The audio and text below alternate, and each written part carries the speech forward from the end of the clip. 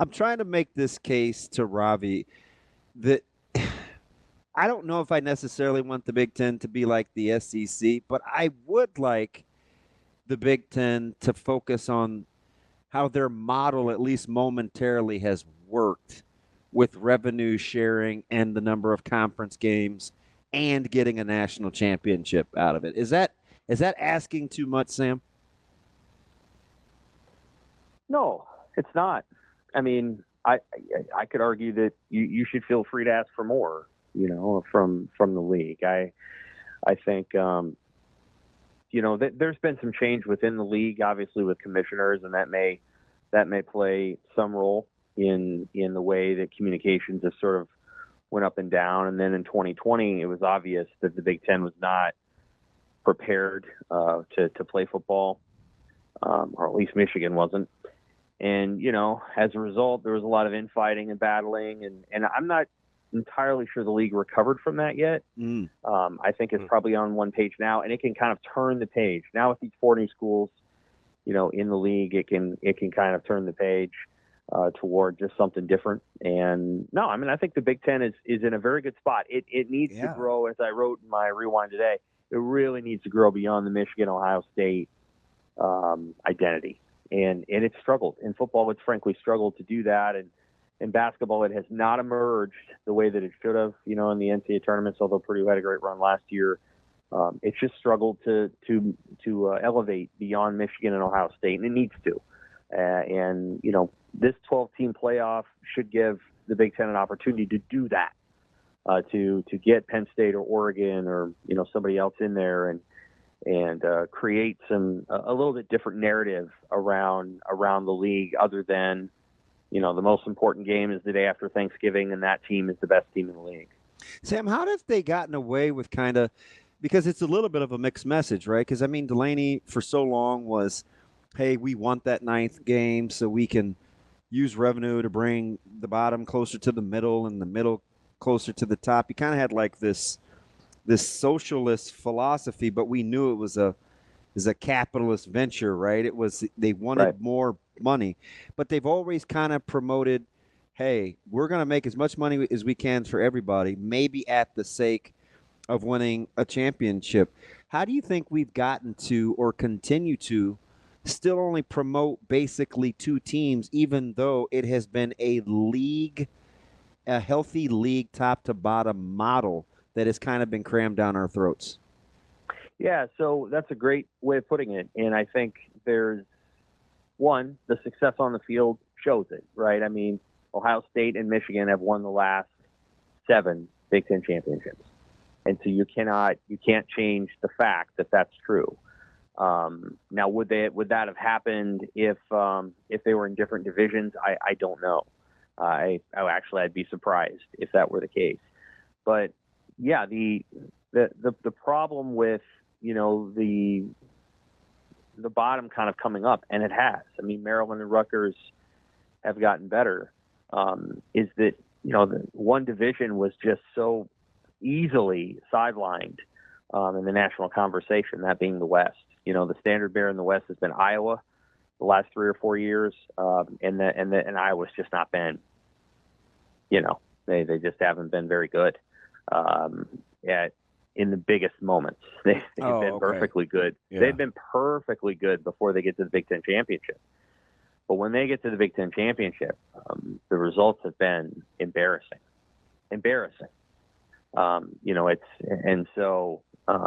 That's been hard, I think, for that side of the division. Northwestern wasn't terribly competitive against Ohio State in 2020.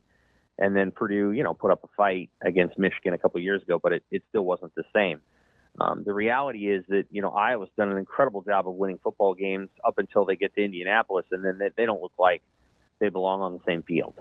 And it's kind of the old problem the Big 12 North used to have. And it's part of why I think the Big 12 was volatile, is because, you could not feel comfortable with, one side of the division consistently underperforming against the other side. I think, and maybe I'm wrong about this, but I think the Big 12 South won every conference title from 2004 to 2010, I think. And so And then I think they won a bunch of other ones, I think, too. But, that's part of it. I think that's part of the challenge. And now you go to an 18-team league, and a team like Iowa, who, by the way, I think is going to be pretty darn good again. Yeah. But they can't. Iowa has to have an offense now. Like they can't just go 9 wins and win the West, and then show up in Indianapolis and lose 32-3 or whatever it was, 26-0, and then hey, well, we won a division, we got some hardware. You don't get a hardware for finishing fifth. And so Iowa, Wisconsin, Nebraska, they're all going to have to decide what kind of programs they want to be. And I think Nebraska's actually decided that. Matt Rule and Nebraska have decided what kind of program they want to be. Now they have to be that kind of program, and those are two different things.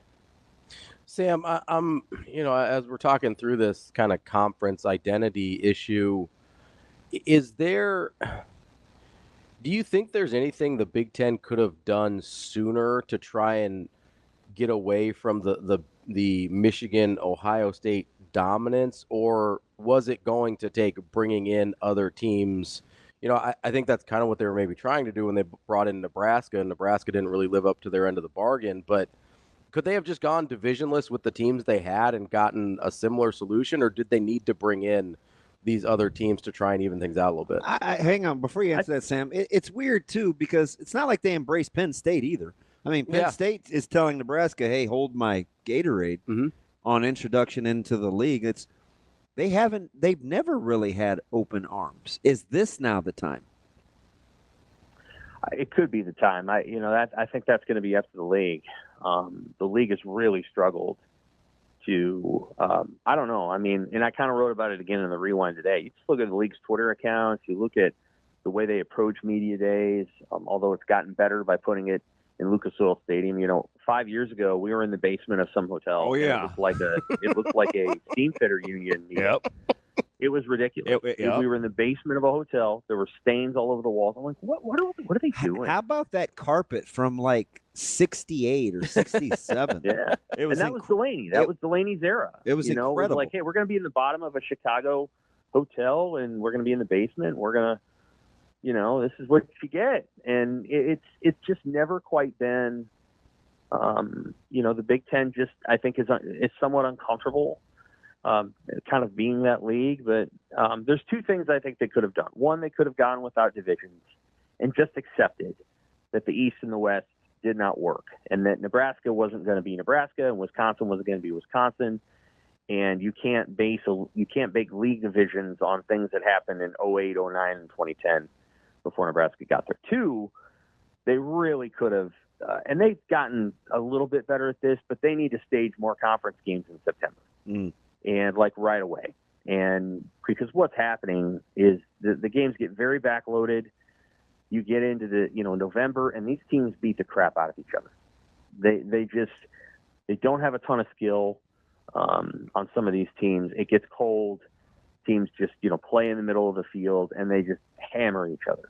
And I think you've got to find a way to get some football games in September where Michigan's playing Iowa on September 14th. When everybody's fresh, or Michigan's playing Maryland, or, those games are being played early in the season so that the competitiveness is a little bit different and maybe everybody's a little fresh. The third thing that I would have done, and the league's never done this, is to put together what you would call a combine, and you would stage it, I don't know, at Northwestern maybe, and you would have a nationwide combine in June, a satellite camp that allowed players from all over the country to come to Chicago and try out in front of 18 different teams or 14 different teams. And all the coaches would staff it, and it'd be a 3-day event. That would be your satellite camp, and so that you could expose the schools and the kids to each other, and you could build some recruiting relationships that might bear fruit, versus schools having to try to figure out a way to crack into North Carolina or South Carolina or Virginia, that you would bring the players, and the players would come. They would come from all over the country, and they'd be like, oh, I get to go try out for 18 Big Ten teams? I'll go do it. And I think it would have changed the recruiting profile of the league a little bit, because the league needs better players too. It needs a little bit better player. And I think, and we'll see if that happens with an 18-team model. We're talking with Sam McKewon from the Omaha World-Herald. Sam, do you know, we were talking about the kind of the revenue share and how, it wasn't just a perception of how Nebraska was entered into the league. It was also the fiscal part of it. Do you think they learned from that mistake or with this new batch of teams, or is it just, hey, we weren't landing these teams unless we gave them full shares right away, and so that's what we had to do to get the deal done? UCLA and USC got full shares. Oregon and Washington got half shares. Right. I think they added Oregon and Washington for competitive purposes. I don't think that Oregon and Washington are going to make them any money. I really don't. I don't think Florida State or Clemson would either. And if I were the Big Ten, I would stand on it for 5 years and just say, "No, this is who we are. Like, you need to figure out if this is going to be what it's going to be, and not worry too much about what other people do. They got to get better at the group that they have." And that was the thing that I feel like an area where they can continue to grow is you don't need to add any more teams unless it's Notre Dame. And then you can add Notre Dame and just add Notre Dame. But you don't need to add any more teams. You certainly don't need to add Florida State and Clemson. There's nothing to add there. It surprises me on a pretty consistent basis that these league commissioners have literally listened to Twitter and sports writers about what they should do. Like, I was not surprised they added USC and UCLA. I think that was a risky play a little bit. But adding Oregon and Washington improves the quality of play in the league, but it's not going to make the league any more money. And maybe it gives USC and UCLA travel partners. That's about it. But if they ever got to 20, they'd have to split the league into two, and you'd have two divisions again. And I think they're playing the long game, though, Sam. I think they're playing the long game for revenue. Maybe not in the next year or two. Yeah, maybe. I think that's possible. I don't disagree with that. I think that I'm just not sure that there's going to be more revenue. I think they're going to this is about as much money as they're going to be able to make on this thing, and there's a certain threshold where more money you get, it's really just money. And so I'll be curious to see. I think it's possible that the Big Ten contracts before it adds again. That would be my. Oh, that's kind of a hot take. That's interesting. Interesting. I think that's possible. I think all the rules are out the window at this point in the SEC and the Big Ten. There's no reason. The SEC is more loyal than the Big Ten in some ways, but there's no particular reason the SEC to its product. You mean relative to its product? Yeah, there's no reason the SEC needs to keep Vanderbilt. There's no reason. The SEC doesn't have to. And you're getting to the point now where the relationships between the university presidents is no longer, I've grown up in SEC universities. I love what the identity the league has created. Let's keep that. I'm a business person from this part of the country or that part of the country, and my job is to basically function like a private equity firm. And when you begin to inject that level of thinking into academia and university processes, everything's out the window. You're just no longer operating with, handshake deals and, hey, I looked that person in the eye and I promised them. That stuff doesn't exist anymore. So I think there's a possibility that the SEC contracts too. There's a possibility the Big 12 contracts. There's all kinds of stuff at this point because now everybody's added everybody, and now they get to decide over the next 5 years or so, are we happy being this large? Are we happy with this much travel? Do we really need to be this way? I think that's going to be the ongoing question of the leagues, and we'll see what happens. Listening to this, I'm hoping we have enough time to get to Knight and some of his thoughts here. But real quick, Sam, I'm listening to this conversation since we started, and I'm thinking about teams in position and without the divisions and the whole nine. You know, a team that I think is in a real precarious spot for this year? How would you like to be Penn State? This seems like I'm like, oh, shoot, I say this all the time for James Franklin. It seems like a pivotal year for Penn State because they could get passed up in a hurry. and they could never really secure the third spot in the conference since they'd been there. You know what I mean? Yes, absolutely. I absolutely know what you mean. They have a hard schedule. I know they don't have any rivalry games, but they have a weird opening game that they decided to play West Virginia in a home and home, and they got to go to Morgantown. That's gonna be tough. That'd be a hard game. And then it gets a little easier for a while, and then they get UCLA, USC, Wisconsin, Ohio State, Washington all in a row, and they've got to find a way to win 4 or 5 there, and then they go Purdue, Minnesota, Maryland, and then it's manageable at the end. I don't think by then. I think Purdue will potentially fire his coach, which I think is manifestly unfair. But I think he's going to get a raw deal at Purdue. I just don't see how they win 5 games. Yeah, well, their schedule is very hard, and it's brutal. And he wasn't left much by Braum. Braum got out of there at the right time, and Walter's contract is such that they can fire him if they really want to, and go after somebody else. I don't know. I like him, but I Me too. have concerns about the nature of the business. Anyway, here's the thing: Penn State has an opportunity to be really good too. Like they have a chance to win 11 games. The schedule allows for it if they can do well in the middle of the schedule. They can make the playoff for the first time, which I think would be a big deal for them. And but you're absolutely right. They could end up being the number 4 or 5 team in the league. I mean, I am personally not selecting Michigan for the playoff. I think they've lost too much, and I don't know that they have a cause the way that they did last year. I'm not saying their cause last year was exactly just, but they were playing for something larger than themselves. Defensively, though, they could be outstanding. They could be for sure. But they're a team that, when I say not picking them for the playoff, all I'm saying is 9-3. Yeah. You look at their schedule, and I see 9. So there's a chance for Penn State to get in the playoff this year. I think Michigan is probably a 9-3 team. Vegas agrees with you. Penn State's win total is half a game higher than Michigan's. Yeah. Well, and I think a lot of that has to do with Texas. That has a lot to do with Texas on the schedule. And then they got Oregon on that schedule. And they get Oregon at Ann Arbor, but it doesn't matter. I mean, I've been to Ann Arbor. I know what the crowd is there. You can shut that crowd up fast. So, they get Oregon, and then they get Ohio State. And I just think Penn State has a chance. Now, if they don't make the playoff this year and they go 9-3, which is possible. You look at their schedule, and if they lose the season opener, that 9-3 is very possible. Then I think, you have an ongoing conversation about the relationship between James Franklin and the school. The thing is, unless Lincoln Riley leaves USC, I don't know where James Franklin's going to go. He's not going to the NFL.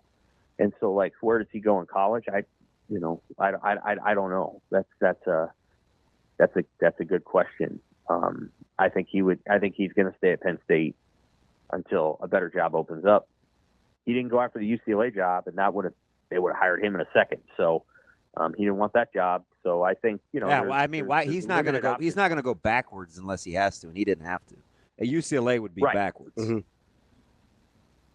It'd be backwards in terms of competitiveness. Yes, I would want to live in Westwood.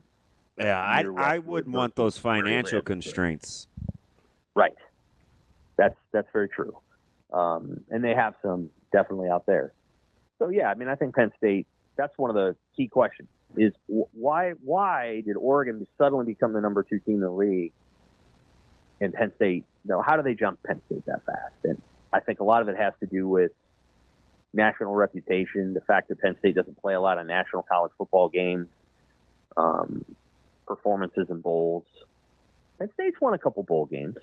Oregon's won a couple too. So, it's just Penn State won the Rose Bowl a couple years ago. Penn State's a good program. But yet all of us think Oregon jumped them. How'd that happen? That's a question I think Penn State's going to have to work through over the next year. Is it just as simple as we like Lanning more than we like Franklin? Well, I think they have a better team. Yeah, I do think they're better also. But is it... They're better on offense. Yeah. Oh, that D line. They're way better on offense. That D line is going to be a handful, and you have a day one corner. You have 2 day one secondary guys too in Oregon. That defense could be tough. Yeah, they're a good team. I picked them second too. So they're a good team. They're a good team. They have their defense is fast. It's a little undersized. Late in the season, teams got to try to run the ball on them. You cannot argue that Lanning got outcoached 3 times in a row by Kalen DeBoer and his staff. Like they did. All 3 times, Oregon was picked to win those games, even the one in Seattle, and all 3 times they lost. And they kept progressively getting worse. Yeah, like it's right. the jury is still out on whether he is a great coach. Like the decisions that were made in Seattle were not the best decisions last year. Like I think, and he even admitted that he thought his coaching lost him the game. So, he's got to coach it. He's had the more talented team, I think, in like 97% of the games he's played. That will change a little bit this year. They'll play Ohio State. They will not be more talented than Ohio State. Ohio State will have equal talent, better talent in some spots. So we'll see how Oregon handles that. When they've had to do it the last couple of years, they have not won those games. We'll see if they do this year.